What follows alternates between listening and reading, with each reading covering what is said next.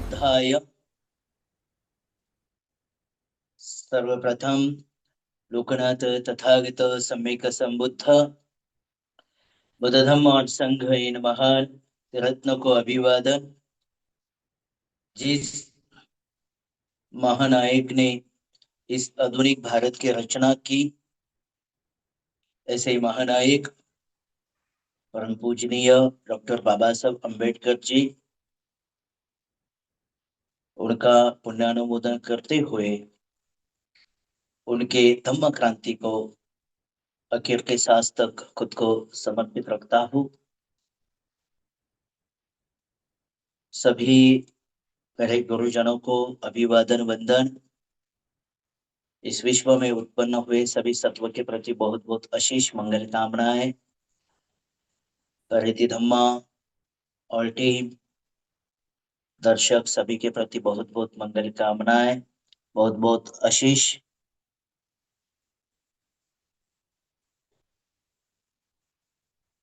आज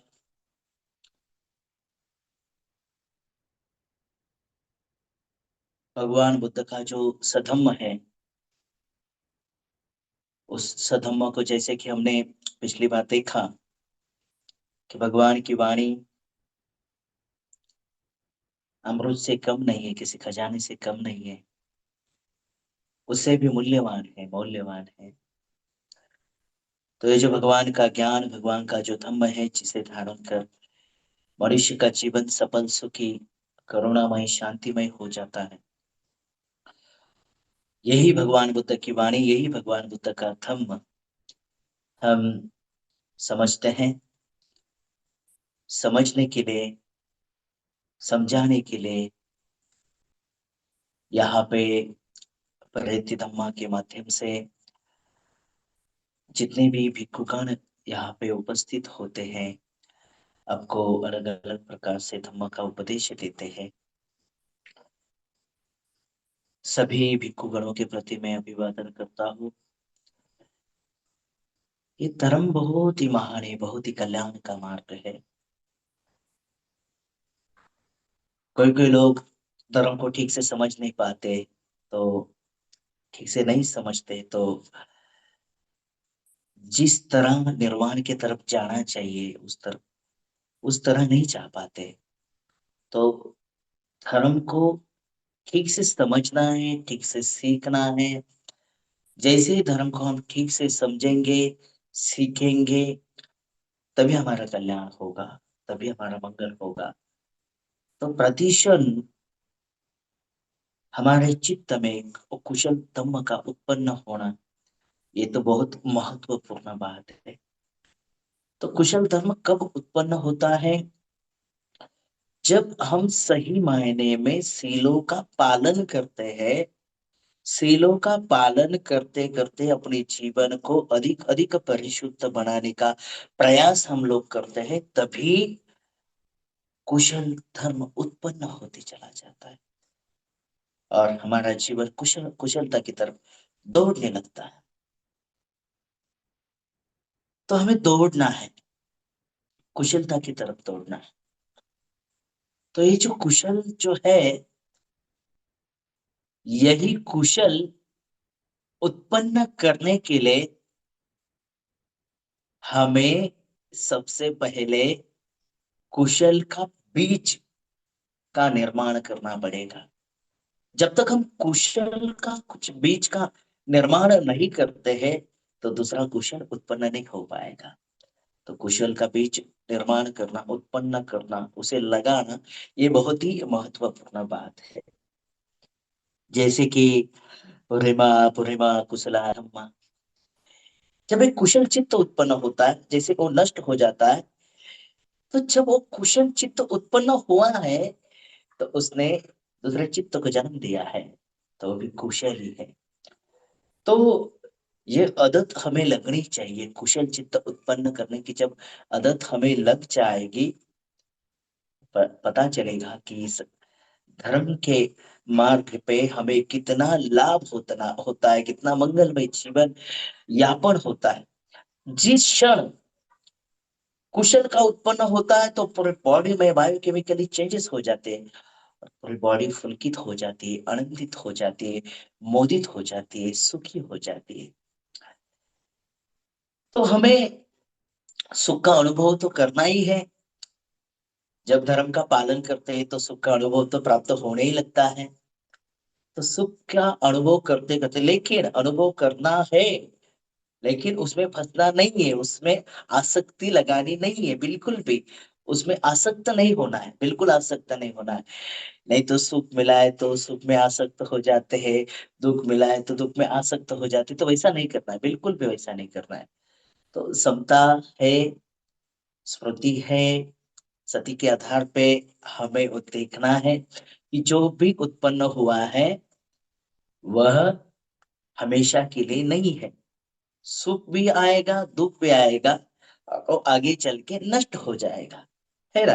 तो ये नष्ट होने वाला है, तो इसके प्रति ज्यादा अटैच नहीं होना है, ज्यादा आसक्त नहीं होना है। तो सबसे पहले कुशल उत्पन्न करने के लिए सीलों का पालन करना एक बहुत ज्यादा महत्वपूर्ण बात है। तो सीलों का पालन करना यानी सबसे पहले तो हमने पिछली बार भी बात की, काया वाणी मन के आधार पे जो भी उत्पन्न होता है और कुशल उत्पन्न होता है तो उसे नष्ट करना है। और काया वाणी मन के आधार पे कुशल ही उत्पन्न करना है, ऐसी बात हमने की है। तो ये कुशलता को समझते हुए, प्रतिक्षण जागृति में रहते हुए, हमें जिस भी क्षण कभी ऐसा लगा कि मैं हमें बात करनी चाहिए, एक तो सबसे ज्यादा हमें तो मौन ही रहना चाहिए। जब आवश्यकता हो तभी बात करनी चाहिए, आवश्यकता नहीं है तो जैसे कि अ संफालाभा वेरमणि सिक्खापदं समादियामि, आणि जो बकवास की बात होती है वो नहीं करनी चाहिए। जो भी बात करेंगे हम कुशल बात करेंगे, अच्छी बात करेंगे, है ना। तो कुशलता की बात करेंगे, क्योंकि कुशलता की बात ही हमारे जीवन में सुख का अनुभव करवा सकती है। कुशलता की बात नहीं की, दुश्चिंता की बात की, अकुशलता की बात की, तो सुख का अनुभव नहीं होगा, बिल्कुल भी सुख का अनुभव नहीं होगा। तो कभी भी हम जब इकट्ठा हो जाते हैं, फैमिली में हो, दोस्तों में हो, अन्य किसी मीटिंग में हो, अन्य किसी जगह पे हो, तो कभी भी हम बात करें तो कुशलता की बात करें। क्योंकि देखिए, हमें पता है कि ये मनुष्य जीवन जो हमें प्राप्त हुआ है, ये बहुत ही दुर्लभ है ना। तो इसमें अधिक अधिक पुण्य को बढ़ाना है, विमुक्ति की ओर हमें जाना है, तो कुशलता की बात करेंगे। नहीं तो कोई कोई लोग क्या होता है, खुद में तो झांकते नहीं, खुद में तो देखते नहीं, सामने वाले को देखते रहते हैं।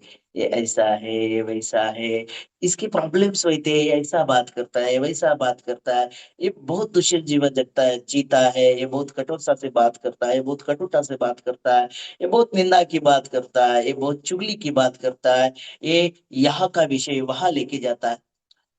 जब ऐसे व्यक्ति के बारे में भी हम लोग बात करते हैं तो ये भी कुशल नहीं होगा। कुशलता का मतलब ही यही होता है कि हम प्रतिक्षण कुशल ही करें, कुशल ही बोले, काया वाणी चित्त और मन के आधार पे जो भी है वो कुशल ही हो। जब हम किसी व्यक्ति के बारे में बात करते हैं कि वह व्यक्ति बहुत निंदा करता है, वह व्यक्ति बहुत ज्यादा चुगली करता है, बहुत वो व्यक्ति यहाँ का विषय वहां ले जाता है, तो जब हम उस व्यक्ति की चर्चा करते हैं, उसके विषय में हम लोग घुस जाते हैं, तो हम भी उसके जैसे बनते हैं। तो हमें, हमारे में वही प्रज्ञा, यही सती होनी चाहिए, यही जागृति होनी चाहिए कि हमें किसी में फंसना नहीं है। फंसने का मतलब ही यही होता है कि हम निर्वाण के रास्ते पे रुक गए, यानी भटक गए। क्योंकि निर्वाण का जो रास्ता है वो बहुत ही शुद्ध है, परिशुद्ध है। तो हमें बिल्कुल भी इसमें नहीं फंसना है, बिल्कुल भी नहीं फंसना। क्योंकि जब कोई निंदा करता है तो उसकी उसकी बातें हम लोग करते हैं। वो चार पांच लोग जब इकट्ठा होते हैं तो उसकी बातें करते हैं, ये व्यक्ति बहुत निंदा करता है, ये हमेशा निंदा ही करता रहता है। तो उसकी बातें करके क्या फायदा। उस उसने निंदा की, वो उसके कर्म का उत्तराधिकारी है ना। उसने चुगली की, उसके कर्म का वही उत्तराधिकारी है, हम नहीं है। हम तो अपने खुद के कर्म के उत्तराधिकारी है। तो हम अपना खुद का कर्म अच्छा बनाएंगे। कोई हमारे बारे में अच्छा बोले या बुरा बोले, गलत बोले, गाली गलौज करे, कोई भी, हमें कुछ नहीं फर्क पड़ना चाहिए। हमें तो प्रतिक्षण खुद के चित्त को परिशुद्ध बनाने में लगना है, खुद के चित्त को निर्मल बनाना है, और निर्माण की तरफ हमें प्रतिक्षण खुद को ले जाना है। क्योंकि समय बहुत कम है इस अनिश्चित जीवन में, कभी भी किसी भी क्षण कुछ भी हो सकता है। इसीलिए हमें इस अनमोल जीवन में जो अनमोल समय प्राप्त हुआ है, इस अनमोल समय के आधार पे हमें अधिक अधिक कुशल करना है, बिल्कुल अधिक अधिक कुशल करना है। जब भी कुछ भी समय मिले तो कुशल ही करेंगे, बिल्कुल अकुशल कुछ नहीं करेंगे। बिल्कुल निंदा नहीं, बिल्कुल चुगली नहीं, बिल्कुल किसी के भी बारे में कुछ भी गलत नहीं। क्योंकि हमें तो पता है कम्मा से बड़ा कोई नहीं है। कम्मा है सबसे बड़ा स्वामी होता है ना। कम्मा के आधार पे अपने जीवन में जो भी घटित घटनाएं होती है, परिवर्तित होती है, इसके पीछे क्या होता है? कर्म होता है, कर्म होता है। तो हमें अपना कर्म करना है, बाकी कुछ नहीं। अच्छा कर्म करेंगे तो उसका अच्छा ही फल निकलेगा, बुरा कर्म होगा तो उसका बुरा ही फल निकलेगा। क्योंकि हमें कर्म विपाक के बारे में पता है। भगवान बुद्ध ने जो भी हमें धर्म में जो कर्म, उसके विपाक के बारे में जो बताया है, वो हमें पता है। इसलिए सीलों में रहना, ज्यादा से ज्यादा, कभी भी एक भी सील ना टूटे, कभी भी एक भी सील ना टूटे, गलती से भी एक भी सील नहीं टूटना चाहिए। सजगता होनी चाहिए, खुद के तरफ देखना चाहिए। आज दिन भर मैंने सीलों का पालन किया है या नहीं किया है। अगर अष्टशील होता है तो इस अष्टशील उपोषण में मैंने 8 सीलों का कड़ाई से पालन किया है या नहीं किया है। पंचशील होता है तो पंचशील पालन किया है या नहीं किया है। तो उसे देखना है। तो क्या गलती हुई है? आज मैंने झूठ तो नहीं बोला है, आज मन में कुछ गलत तो विचार नहीं उत्पन्न हुआ है, आज कुछ अहिंसा का विचार तो नहीं उत्पन्न हुआ है, आज कुछ छूट मद्यपानों का सेवन का विचार तो उत्पन्न नहीं हुआ है। तो देखना है, सजगता से देखना है, जागृति से देखना है कि ये जो उत्पन्न हुआ है तो ये तो नष्ट होना है, लेकिन प्रज्ञा के आधार पे इसे जानना है। जब प्रज्ञा के आधार पे हम इसे जानते हैं, अगर समता भाव से हम इसे देखते हैं, प्रज्ञा के आधार पे साक्षी भाव से हम देखते हैं, जानते हैं, अगर कुछ भी अकुशल उत्पन्न हुआ है वो नष्ट हो जाएगा, बिल्कुल नष्ट हो जाएगा। क्योंकि हम जानने लगे हैं कि अकुशल उत्पन्न होता है। तो अकुशल उत्पन्न होता है तो हिंसा का विचार जब भी आएगा, तो हम हिंसा की जगह पे क्या करेंगे? करुणा करेंगे, दया का भाव उत्पन्न, अधिक अधिक दया का भाव, अधिक अधिक मेत्ता का भाव उत्पन्न करेंगे, अधिक अधिक करुणा उत्पन्न होगी, है ना। तो देखना है, कभी भी जीवन में अकुशल का निर्माण होने जा रहा है तो प्रज्ञा से देखेंगे ये अकुशल उत्पन्न हुआ है, तो इसका मतलब ये हमारे निर्माण पथ के लिए बहुत ही बाधक है ना, बहुत बाधक है। तो हमें प्रज्ञा से जानना है उसे। तो अकुशल बिल्कुल भी नहीं, कभी भी, जिस भी क्षण हम आगे बढ़ेंगे तो कुशलता की तरफ भी बढ़ेंगे, सीलों का पालन ही करेंगे, सील सदाचार से जीवन जिएंगे।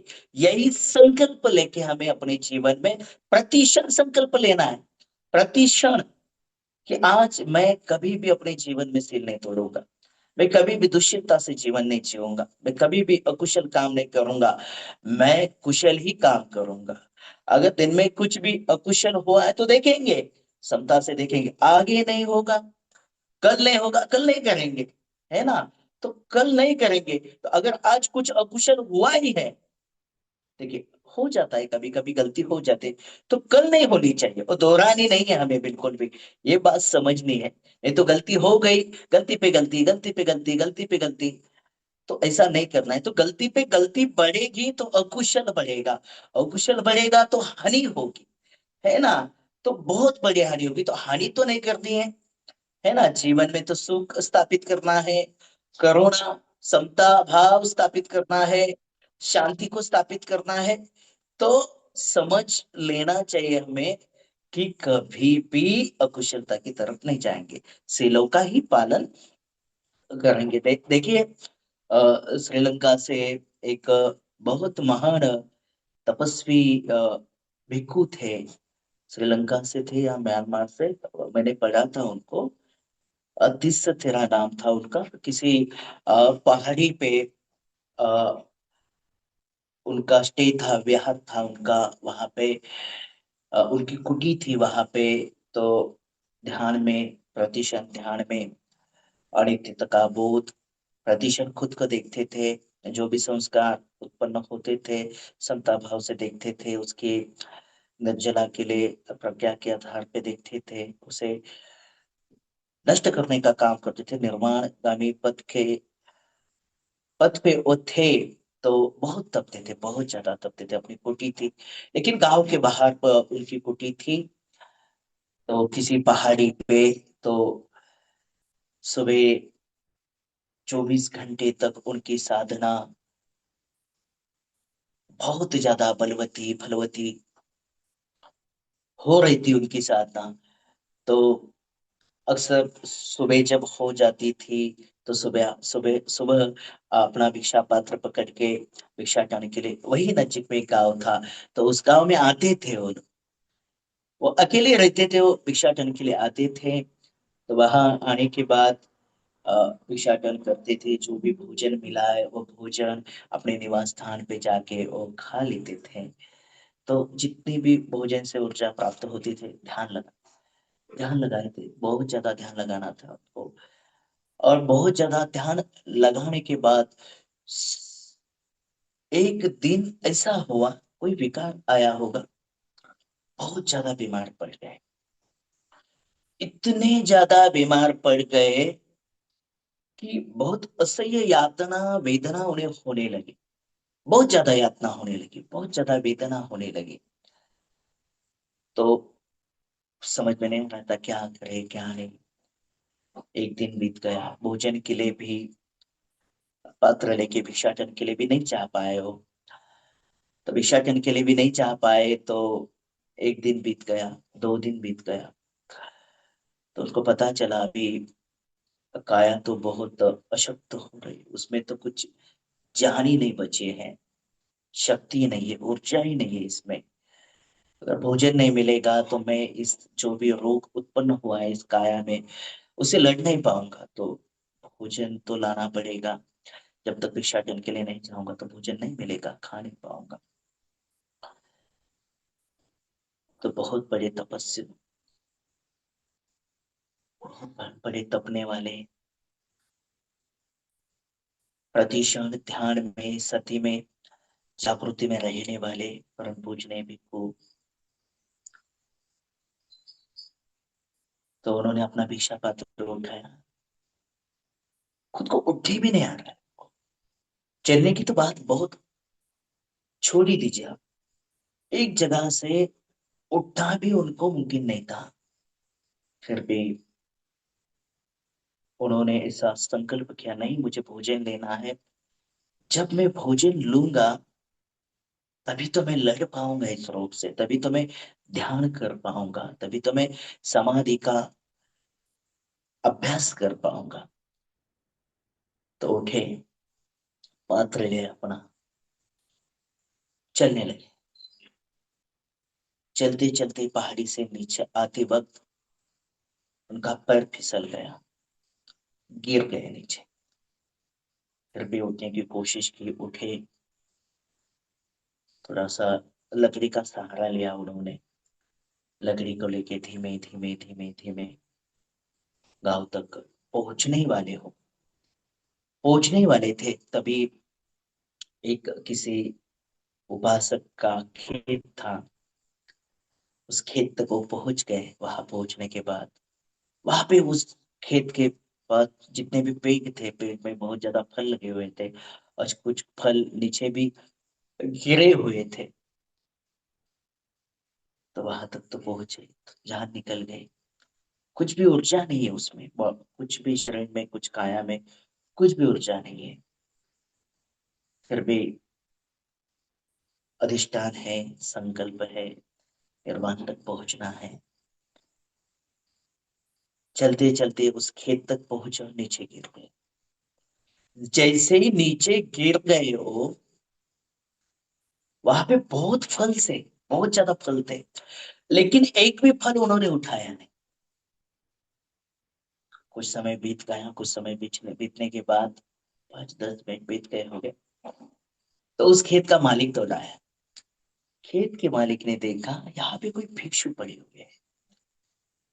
तो उन्होंने देखा ऐसे ऐसे भिक्षु है, हमेशा भिक्षा करने के लिए आते हैं। गांव के बाहर एक पहाड़ी पे उनकी कुटिया है, वहां पे ध्यान करते हैं, साधना करते हैं, सभी जीव सत्व के लिए मेत्ता भावना करते हैं।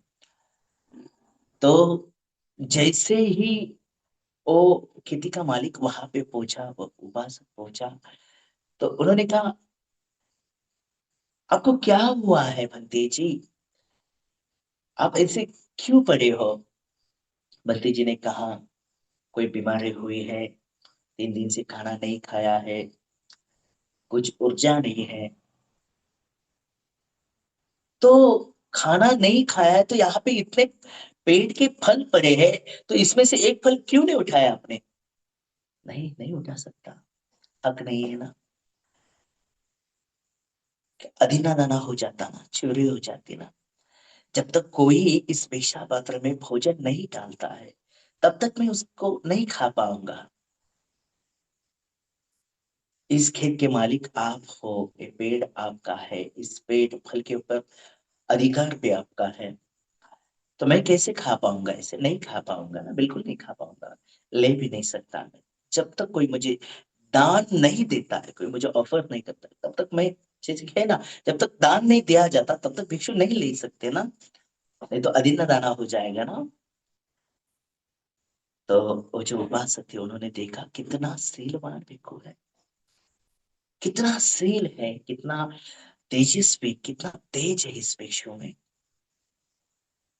क्षणों में प्राण जा सकता है, फिर भी प्राण की चिंता नहीं है। सील की तरफ देखता है कि मेरा सील तो नहीं टूटेगा ना, सील टूटना नहीं चाहिए, प्राण चला जाएगा। बीमार रोग हुआ है कुछ तभी, 3 दिन से खाना नहीं खाया, 2-3 दिन से, फिर भी यहाँ पे इतने फल होते हुए भी एक फल को हाथ नहीं लगाता। कितना सील में प्रतिष्ठित है, कितना सीलों का पालन करता है, कितना बलवान भिक्खु है। तो ने, उस उपासक ने जल्दी जल्दी भोजन लाया, अपने हाथों से उनके भिक्षा पात्र में भोजन परोसिया, डाल दिया, उनको खिलाया, उनको पानी दिया, उनको फल दिए। ओ महान भिक्षु, उन्होंने उस भोजन का ग्रहण किया। भोजन ग्रहण करने के बाद भी कुछ ऊर्जा तो नहीं थी, लेकिन फिर भी उन्होंने उपासक के प्रति बहुत बहुत मंगल कामनाएं व्यक्त की। और वो जो किसान थे, वो जो उपासक थे, तो उन्होंने, उनको ऐसा लगा कि अभी ये तो बहुत ज्यादा बीमार, ये तो अपने निवास स्थान तक भी नहीं जा पाएंगे, तो हमें इनकी सहायता करनी चाहिए। तो उन्होंने क्या किया, उस भिक्षु को अपने पीठ पे ले लिया, है ना, अपने पीठ पे ले लिया। क्या शुद्ध भाव है, क्या शुद्ध उपासक है। तो जैसे उन्होंने अपने पीठ पे अ, भिक्षु को लिया, कुछ कदम आगे चलते चलते चलते, वो महान भिक्षु, और इनकी तो डुबकी लग गई निर्वाण में, अनंत हो गए, जीवन मुक्त हो गए, उसी क्षण अनंत हो गए, जीवन मुक्त हो गए। जिस उपासक ने उनकी सहायता की, जैसे उन्होंने उनको उठाया, उनकी भी निर्वाण पथ के पहली अवस्था में डुबकी लग गई। उनकी भी डुबकी लग गई। तो ये होता है सील। तो सीलों का पालन, जैसे कि भगवान कहते हैं, सीलों के बारे में भगवान बहुत ही अच्छा कहते हैं कि कभी आपको प्राण त्यागने की भी आवश्यकता हो तो त्याग दीजिए, लेकिन सील कभी मत तोड़िए। तो सील इतना महत्वपूर्ण होता है, जैसे कि भगवान कहते हैं, धम्मो हवे रक्षति धम्मचारी, जो व्यक्ति धम्म अनुसार अपना जीवन जीता है तो उसकी रक्षा तो धर्म कर ही लेता है ना। तो सीलों का पालन करना, सील बहुत ही महत्वपूर्ण है। जिस किसी व्यक्ति ने सील को महत्व दिया है, ऐसे व्यक्ति के जीवन में हमेशा सुख उसके पीछे भागता है। उसे सुख के पीछे भागने की कोई आवश्यकता नहीं होती है। सुख अपने आप उसके पीछे भागता है। तो हमेशा ही हम अच्छा ही कुशल ही करें, अच्छा पुण्य का ही काम करें, सीलों का, सदाचार का एक जीवन जिए। यही हम मंगल कामनाएं आप सभी को करते हैं। बहुत मंगल हो, बहुत कल्याण हो, इस विश्व के सभी सत्व शांत हो, सभी दुख मुक्त हो, भय मुक्त हो, विकार मुक्त हो, शोक मुक्त हो, सभी को निब्बाण की सर्वोच्च अवस्था प्राप्त हो। आप सभी का मंगल हो, मेरा भी मंगल हो, आपका भी मंगल हो, सभी सत्वों का कल्याण हो, सभी सत्वों का मंगल हो। सुखी हो, सुखी, सुखी।